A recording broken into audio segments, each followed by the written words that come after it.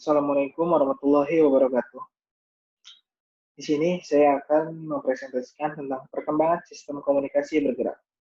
Nama saya Zurrahman dari 17T01 dengan NIM 17180007. Yang pertama ada first generation atau 1G. Generasi pertama atau 1G merupakan teknologi handphone pertama dan diperkenalkan pada era 80-an dan masih menggunakan sistem analog. Generasi pertama ini menggunakan teknik komunikasi yang disebut Frequency Division Multiple Access atau FDMA. Teknik ini memungkinkan untuk membagi-bagi alokasi frekuensi pada suatu sel untuk digunakan masing-masing pelanggan di sel tersebut, sehingga tiap pelanggan saat melakukan pembicaraan memiliki frekuensi sendiri, memiliki prinsip seperti stasiun radio. Yang termasuk teknologi 1G adalah yang pertama ada AMPS atau Advanced Mobile Phone Service. Teknologi dikembangkan sekitar tahun 1970-an. Pertama kali diperkenalkan di New Jersey dan Chicago pada tahun 1978 dan direkomendasikan dan dikomersialkan di Amerika Serikat tahun 1983 dan berakhir pada tahun 2000. AMPS menggunakan frekuensi 800 MHz seluler. FN band AMPS cara kerjanya hampir sama dengan IMTS atau Infrared Mobile Telephone System. Yang kedua ada NMT atau Nordic Mobile Telephone. Teknologi ini berkembang sekitar tahun 1980-an. Kemudian NMT 450 dikembangkan oleh Ericsson dan Nokia tahun 1981 yang beroperasi pada frekuensi 450 MHz dengan menggunakan FDD atau Frequency Division Duplex. Ada juga NMTF versi Prancis dari NMT 900 diperkenalkan tahun 1986 yang beroperasi pada frekuensi 900 MHz. Yang ketiga ada HICAP di Jepang. HICAP dikembangkan oleh NTT atau Nippon Telegraph and Telephone bulan Desember 1988 dengan frekuensi carrier 25 kHz dan menggunakan FDMA sebagai jaringan dari NTT Mobile Solution. Yang keempat ada TACS atau Total Access Communication System. Teknologi yang dikembangkan Motorola hampir sama dengan AMPS pada tahun 1985, merupakan standar analog yang dominan dipakai di Eropa yang beroperasi pada frekuensi 900 MHz. Di Jepang, TACS dikenal dengan nama Japanese Total Access Communication atau JTAC. TACS juga tergantikan oleh teknologi GSM, tetapi khusus di Inggris, TACS tergantikan dulu oleh e-TACS tahun 1987. Sama dengan TACS, hanya e-TACS itu memiliki saluran yang lebih banyak daripada TACS sebelum benar-benar tergantikan oleh GSM. Yang kelima ada C450, muncul tahun 1980-an dan berakhir tahun 1988. Awalnya digunakan oleh Jerman Barat, Portugal, dan Afrika Selatan dengan frekuensi 450 MHz. Yang keenam ada C-Nets, menggunakan teknologi yang sama dengan C450 dan merupakan pengganti teknologi B-Nets. Diperkenalkan tahun 1981 dan berakhir tahun 1988 di Austria dan Jerman, yang dikenal sebagai Motorphone System 512 yang dioperasikan oleh Vodacom SA. Yang kedua itu second generation atau 2G. Nah, di dalam 2G ini, yang pertama itu ada GSM atau Global System for Mobile Communication. Mulai Messenger ARMS di awal 1995, PT Telkomsel dan PT Satelindo, yang sekarang PT Indosat namanya, adalah dua operator pelopor teknologi GSM di Indonesia. GSM merupakan teknologi digital dengan kecepatan rendah sampai menengah. Ada beberapa keunggulan teknologi digital dibanding dengan analog. Yang pertama, kapasitas yang besar, sistem security yang lebih baik, dan layanan yang lebih beragam. GSM menggunakan teknologi akses gabungan antara FDMA, yaitu Frequency Division Multiple Access, dan TDMA, atau Time Division Multiple Access, yang awalnya bekerja pada frekuensi 900 MHz, dan ini merupakan standar yang dipelopori oleh ETSI, atau the European Telecommunication Standard Institute, di mana frekuensi yang digunakan dengan lebar pita 25 kHz pada band frekuensi 900 MHz. Pita frekuensi 25 kHz ini kemudian dibagi menjadi 124 carrier frekuensi yang terdiri dari 200 kHz setiap carrier. Carrier frekuensi 200 kHz ini kemudian dibagi menjadi 8 slot time, di mana setiap user akan melakukan dan menerima panggilan dalam satu time slot berdasarkan pengaturan waktu. Teknologi GSM sampai saat ini paling baik digunakan di dunia dan juga di Indonesia karena salah satu keunggulan GSM adalah kemampuan roaming yang luas sehingga dapat dipakai di berbagai negara. Akibatnya mengalami pertumbuhan yang sangat besar. Kecepatan akses data pada jaringan GSM sangat kecil yaitu 9,6 kbps karena pada awalnya hanya dirancang untuk penggunaan suara. Yang kedua ada CDMA.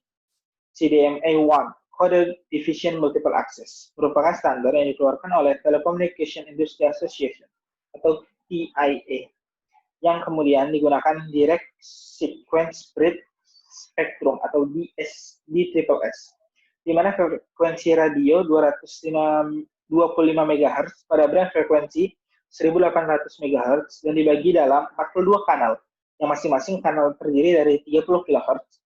Kecepatan akses data yang bisa didapat dengan teknologi ini adalah sekitar 153,6 kbps. Di tahun 2002, teknologi CDMA mulai banyak digunakan di Indonesia. Teknologi CDMA 2000 satu kali adalah teknologi yang mengamai perkembangan yang baik di Indonesia. Berarti baru diperkenalkan sekitar 7 tahun terlambat dibanding GSM. GSM dan CDMA merupakan teknologi digital, meskipun secara teknologi CDMA 2001X lebih baik dibanding dengan GSM, akan tapi kehadiran CDMA ternyata tidak membuat pelanggan GSM berpaling ke CDMA. Ada beberapa keunggulan CDMA dibanding GSM yang seperti berikut. Pertama, suara lebih jernih, kapasitas lebih besar, dan kemampuan akses data yang lebih tinggi. Ada beberapa operator di Indonesia yang mengimplementasikan teknologi CDMA ini, seperti Telkom yang dikenal dengan Flexi, Indosat dengan nama Star One, Mobile 8 dengan nama Friend, Bakri Telkom dengan nama Asia. Operator CDMA di Indonesia dikategorikan ke dalam FWA, Fixed Wireless Access, sehingga mobilitasnya sangat terbatas. Padahal CDMA juga bisa seperti GSM dengan kemampuan mobilitas yang penuh. Nah, kemudian masuk ke generasi yang ketiga, yaitu third generation atau 3G. Jaringan 3G memungkinkan operator jaringan untuk menawarkan jangkauan yang lebih luas dari fasilitas tingkat lanjut. Ketika mencapai kapasitas jaringan lebih besar melalui peningkatan efisiensi penggunaan spektrum, kemampuannya meliputi komunikasi suara nirkabel dalam jangkauan area luas atau wide area wireless voice telepon, panggilan video atau video calls, dan jalur data kecepatan tinggi nirkabel, broadband wireless data. Dan semua itu bekerja dalam perangkat bergerak mobile.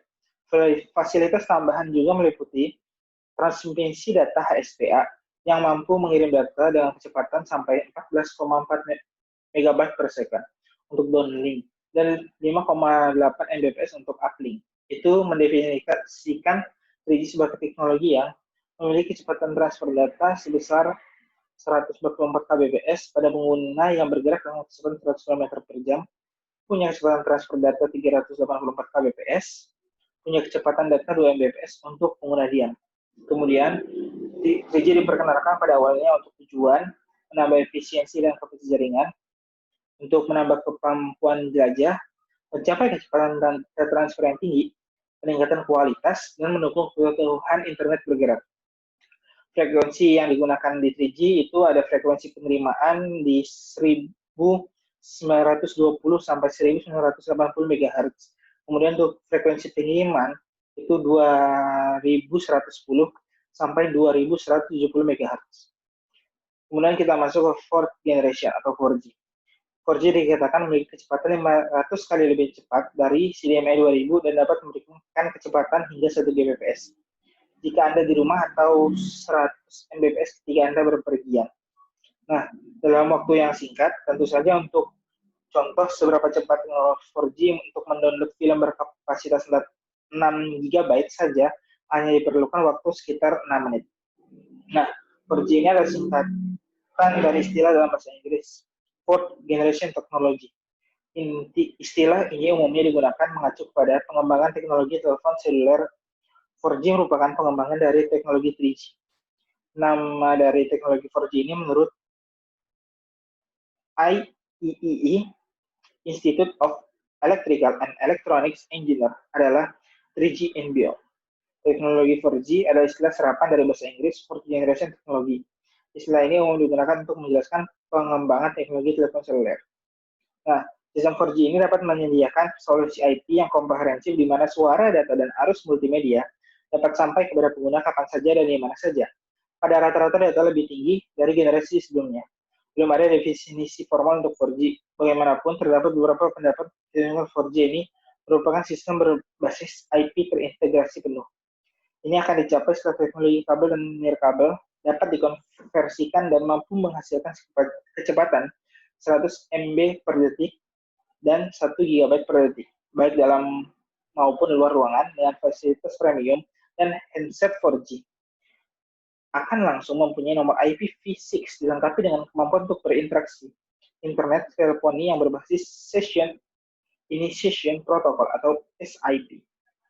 Nah, semua jenis radio transmisi seperti GSM, CDMA, 8G, habis itu CDMA, 2G, 2.5G akan digunakan dan dapat berintegrasi dengan mudah dengan radio yang dioperasikan tanpa lisensi seperti IEEE 802.11 di frekuensi 2,4 GHz dan 5 sampai 5,8 GHz. Bluetooth dan seluler. Integrasi voice dan data dalam channel yang sama. Integrasi voice dan data di aplikasi SIP enable. Nah, kemudian ada 5G yang sudah mulai mengudara di dunia. Ini 5G itu sejak 2018, jaringan 5G sudah tersedia di sejumlah wilayah di Amerika Serikat. Jaringan terbaru generasi tersebut juga telah dipastikan dapat digunakan lebih luas di tahun 2020 ini. Nah, jaringan ini merupakan jaringan konektivitas internet mobile yang menawarkan koneksi lebih cepat dari generasi sebelumnya. Karena kecepatan yang tinggi, 5G juga diharap mampu membawa data yang besar sehingga dapat menghubungkan dunia dengan cepat dan mudah. Untuk lebih mengenal teknologi jaringan 5G, berikut sekilas ulasannya. Bila dibandingkan dengan 4G atau LTE, 5G dapat digunakan dalam 3 jenis spektrum, yaitu ada low band, mid band, dan high band. Nah, pada low band menawarkan area yang luas.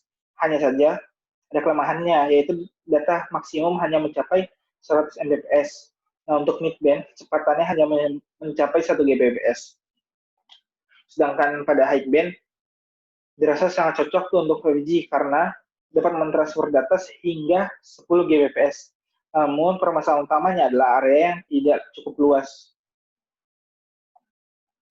Walaupun kecepatan maksimumnya begitu besar, kecepatan sebenarnya tidak akan sama. Kecepatan untuk pengguna diperkirakan hanya 100 Mbps dan kecepatan unggah sekitar 50 Mbps.